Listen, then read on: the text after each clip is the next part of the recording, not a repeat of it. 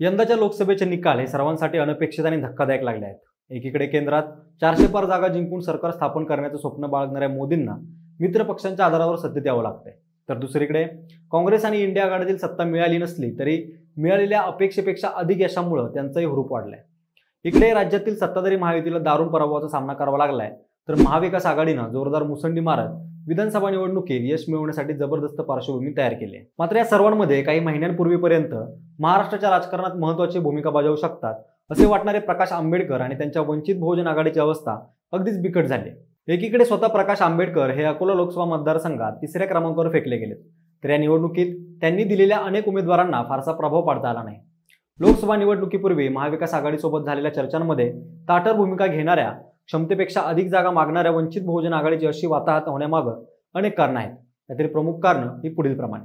नमस्कार, मी अक्षय आणि तुम्हाला तर माहिती आहे आपला विषयच भारी। लोकसभा निवडणुकीच्या निकालांमधून महाराष्ट्रामध्ये जसा महायुतीला धक्का बसलाय, तसाच तगडा धक्का प्रकाश आंबेडकर आणि त्यांच्या वंचित बहुजन आघाडीला बसलाय। 2019च्या लोकसभा निवडणुकीत महाराष्ट्रातील जवळपास 12 मतदारसंघात वंचितनं लाखांच्या वर मतं मिळवली होती। तसंच 7-8 मतदारसंघांमध्ये वंचितच्या उमेदवारांनी घेतलेली मतं ही जय पराजयाच्या अंतरापेक्षा अधिक होती। त्याचा फटका हा काँग्रेस आणि राष्ट्रवादीच्या तत्कालीन महाआघाडीला बसला होता। त्यावेळी नांदेड, सोलापूर, सांगली, हातकणंगले अशा काही मतदारसंघांमध्ये वंचितनं घेतलेल्या मतांमुळे मोठा फरक पडला होता। मात्र यावेळी चित्र पूर्णपणे बदललं।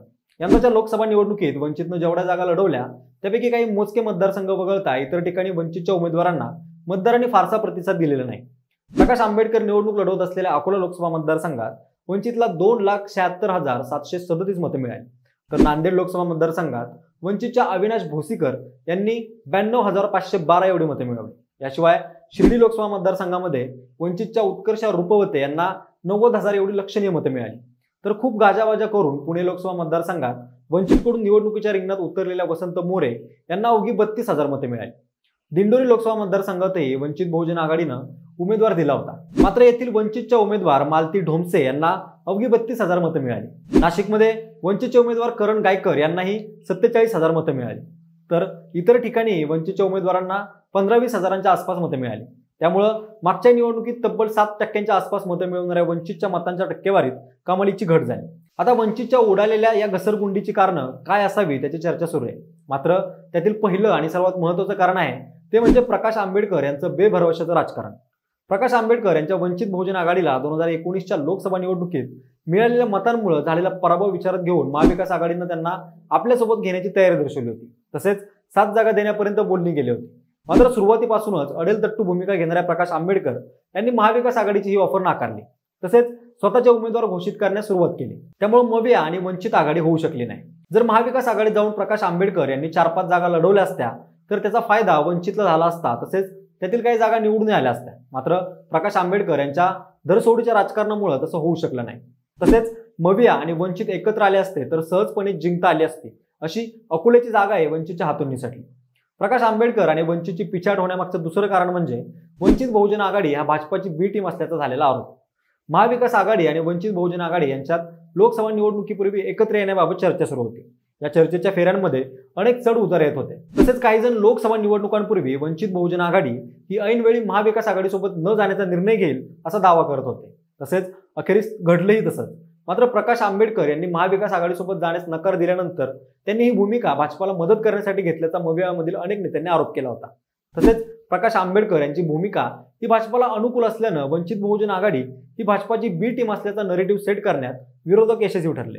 त्यामुळं वंचितच्या अनेक मतदारांनी वंचितऐवजी महाविकास आघाडीला मतं देण्यास प्राधान्य दिलं। वंचितचा जनाधार कमी होण्यामागचं आणखी एक कारण म्हणजे 2019 मध्ये प्रकाश आंबेडकर यांच्या वंचित बहुजन आघाडीनं असुद्दीन ओवेसी यांच्या MIM सोबत आघाडी केली होती। त्याचा फायदा वंचितला अनेक मतदारसंघात झाला होता। अनेक ठिकाणी अल्पसंख्याक समाजानं वंचितला भरभरून मतदान केलं होतं।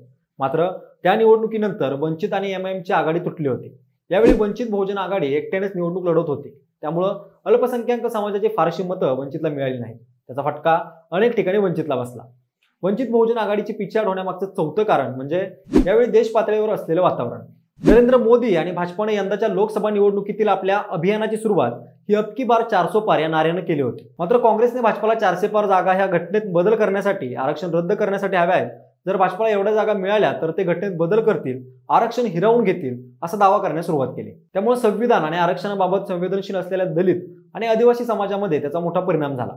या समाजातील बहुतांश वर्गाने भाजपाला मतं न देण्याची भूमिका घेतली। तसेच भाजपाला रोखायचे असल्यास वंचितला मतदान करून फायदा नाही तर जिंकून येऊ शकतो अशा उमेदवाराला मतदान केलं पाहिजे ही जाणीव या समाजांमधील मतदारांना झाली। त्यातून त्यांनी महाराष्ट्रात महाविकास आघाडीच्या उमेदवारांना मतदान करण्यास प्राधान्य दिलं। या कारणामुळे मागच्या वेळी अनेक ठिकाणी लाखांनी मतं घेणाऱ्या वंचितला मिळणाऱ्या मतांचं प्रमाण हे हजारांमध्ये आलं आणि वंचितचं उपद्रव मूल्यही कमी झालं। आता भविष्यामध्ये वंचितला पुन्हा उभारी घ्यायची असेल तर प्रकाश आंबेडकर यांना ठाम भूमिका घेऊन राजकारण करावं लागणार आहे। तसं न केल्यास वंचितचा काँग्रेसकडे वळालेला मतदार काँग्रेसकडे स्थिरावून प्रकाश आंबेडकर यांचं भविष्यातील राजकारण कठीण होईल।